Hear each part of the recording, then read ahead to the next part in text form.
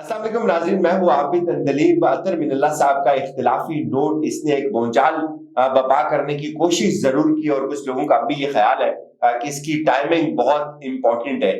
اس سب میں جو آپ جاننا چاہ رہے ہیں، نوٹ تو آپ نے سنا، اس کے پوائنٹس بھی آپ نے سن لیے ہوں گے کہ سپریم کورٹ اس کو کیسے رسپونڈ کرنے جا رہی ہے، سپریم کورٹ کا اس کے اوپر کیا جواب ہے۔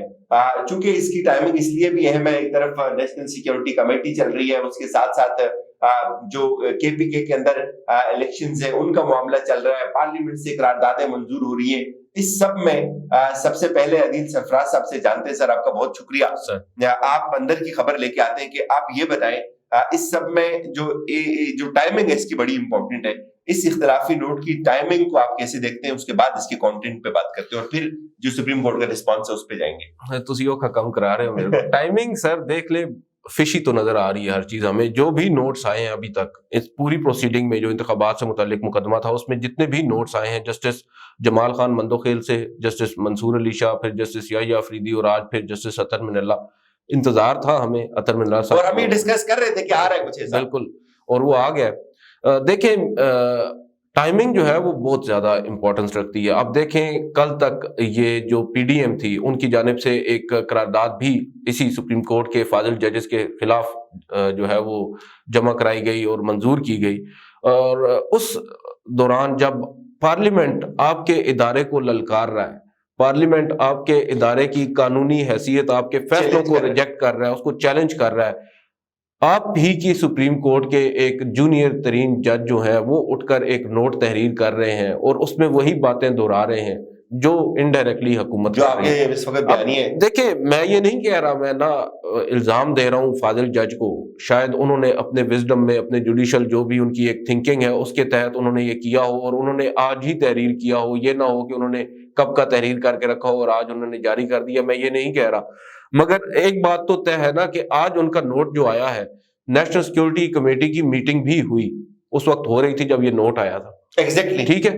تو دیکھیں ٹائمنگ تو بہت زیادہ ویری کرتی ہے، اور اس پرٹیکولر کیس کے اندر ہمیشہ جب بھی کوئی نوٹ آیا ہے پارلیمنٹ میں، اس دن کچھ نہ کچھ امپورٹنٹ ہو رہا ہوتا ہے۔ ایگزیکٹلی، جسٹس قاضی فائز عیسیٰ کی وہ جو ججمنٹ آئی تھی، جس میں انہوں نے بعد پھر خطوط آئے، نہیں وہ ججمنٹ جب آئی تھی جس میں انہوں نے چیف جسٹس کے انتظامی اختیارات کو چیلنج کیا تھا، اور بلکہ روک بھی دیا تھا ان کو سو موٹو کے سماعت سے، اس پر اسی روز شام کو پارلیمنٹ نے ایک قانون سازی کی تھی۔ ایگزیکٹلی، دیکھیں ٹائمنگ جو ہے بہت میٹر کرتی ہے، اور اس سلسلے میں آج جو جسٹس اطہر من اللہ کا نوٹ ہے، میری اپنی انڈرسٹینڈنگ میں، میں سپریم کورٹ کو کور کر رہا ہوں طویل عرصے سے، اس کی کوئی لیگل بائنڈنگ نہیں ہے، کوئی امپلیکیشن نہیں ہے، قانونی اس حیثیت نوٹ کے نہیں اندر ہے۔ بات کر لیتے ہیں۔ اس پہ الزام عمران خان کے اوپر لگایا گیا ہے کہ یہ جو پولیٹیکل کرائسس آیا، اس کی ذمہ داری عمران خان کے اوپر، اگر وہ لیڈر آف اپوزیشن میں کا رول لے لیتے شاید یہ چیزیں نہ ہوتی۔ پھر یہ کہا گیا کہ جو چیف جسٹس ہیں وہ بھی کچھ چیزوں کے ذمہ دار ہیں۔ پھر یہ کہا گیا کہ میں خود بینچ سے الگ نہیں ہوا،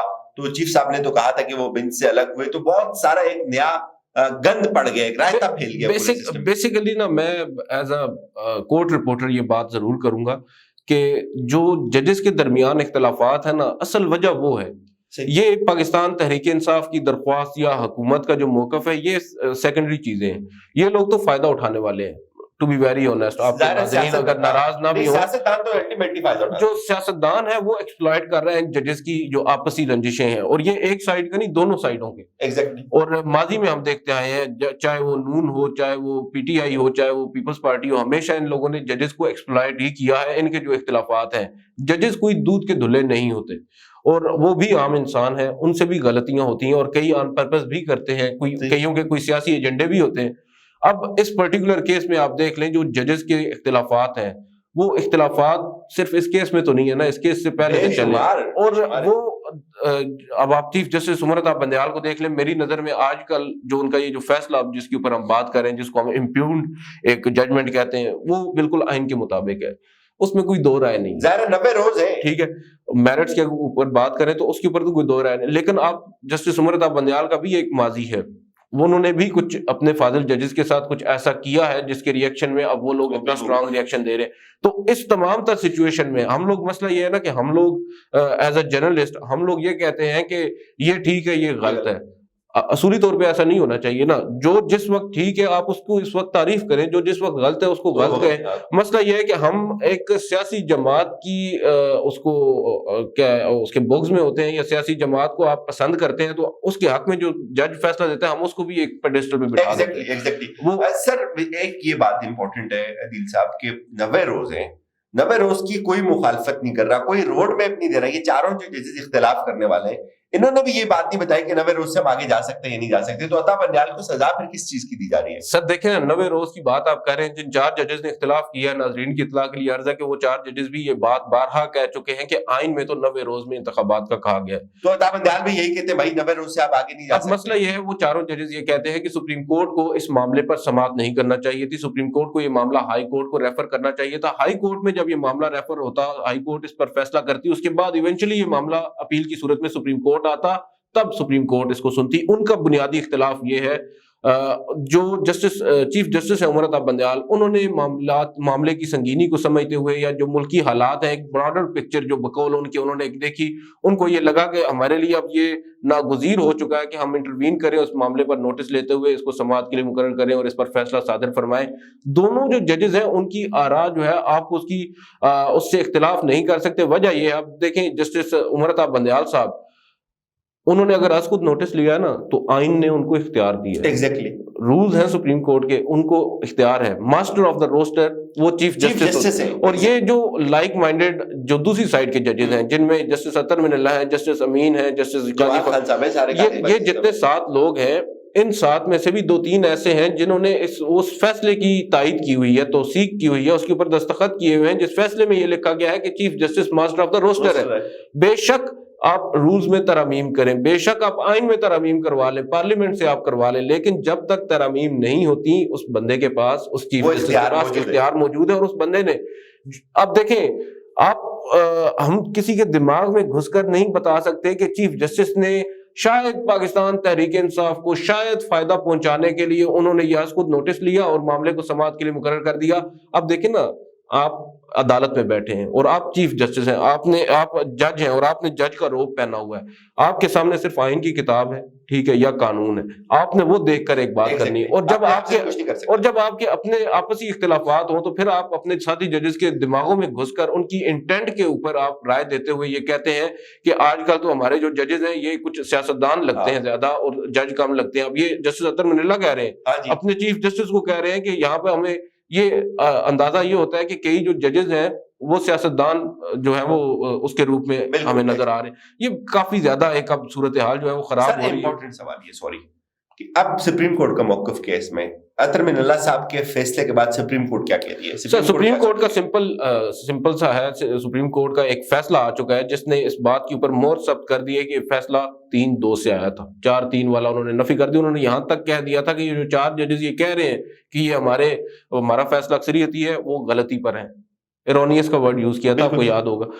انہوں نے تو واضح کر دیا. اور دوسری جانب یہ جو آج نوٹ آیا ہے, اس کے اوپر بھی میں آپ کو بتا دوں سپریم کورٹ کا کیا ری ایکشن ہے. سپریم کورٹ کا یہی ری ایکشن ہے جو یہ کہہ رہے ہیں فاضل جاج صاحب کے ٹی روم میں یہ بات ہوئی تھی کہ ریکیوزل ہوا, ٹی روم میں یہ بات ہوئی کہ میں بینچ کا حصہ بنوں گا. بات وہ ہوتی ہے جو چیف جسٹس نے کمرہ عدالت کے اندر یہ کہہ دی تھی, جو آرڈر کا حصہ بن گئی, جو چیز سپریم کورٹ کے تحریری حکم نامے میں آ چکی ہے, درج ہو چکی ہے, وہ چیز ریفر ہو سکتی ہے, اس کے اوپر آرگیومنٹ ہو سکتا ہے. جو چیز اس میں نہیں شامل وہ تو اب ارریلیونٹ ہے. اب یہ جو باتیں کر رہے ہیں, یہ مسئلہ یہ ہے کہ یہ آپ کو پتا ہے جب یہ چیف جسٹس آف پاکستان نے جسٹس منصور علی شاہ اور جسٹس اطہر من اللہ, جسٹس قاضی فائز عیسیٰ سے ابھی فیصلہ آنے سے 2 روز قبل ملاقاتیں کی اپنے گھر افطار پہ, فردن ایک مطلب 2 ججز گئے, پھر قاضی فائز عیسیٰ سے غالباً اکیلے ملاقات ہوئی.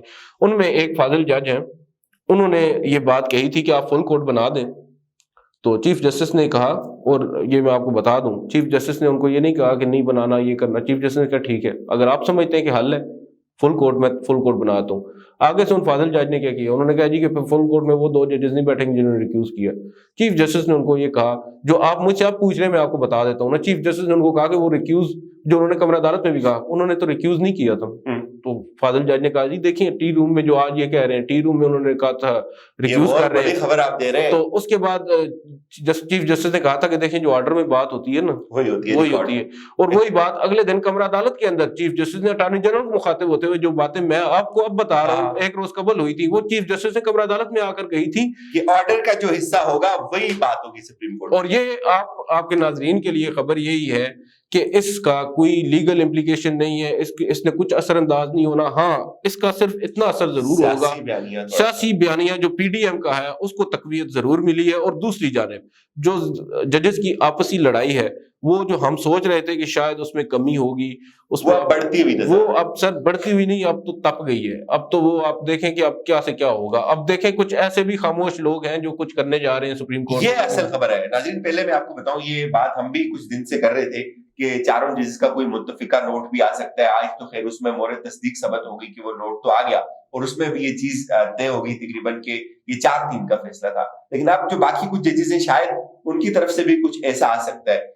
ایک دو چیزیں واضح کر دوں میں جاتے جاتے. ایک بات تو کہ جیسے عدیل صاحب نے بھی بتایا کہ سپریم کورٹ اس کے اوپر خاموش ہے، کوئی رد عمل نہیں آئے گا سپریم کورٹ کا، چونکہ جو آرڈر آلریڈی ان فیلڈ ہے وہ 3-2 کی فیصلہ ہے اور وہ آرڈر اس کے اوپر عمل درآمد تقریباً سر شروع ہو چکا ہوا ہے. تو یہ جو فیصلہ ہے اس کو ریورس نہیں کرے گا، نہ تو پارلیمنٹ کی قراردادیں کر رہی ہیں، نہ سلامتی کمیٹی کا جو اعلامیہ ہوگا وہ اس کو ریورس کرے گا.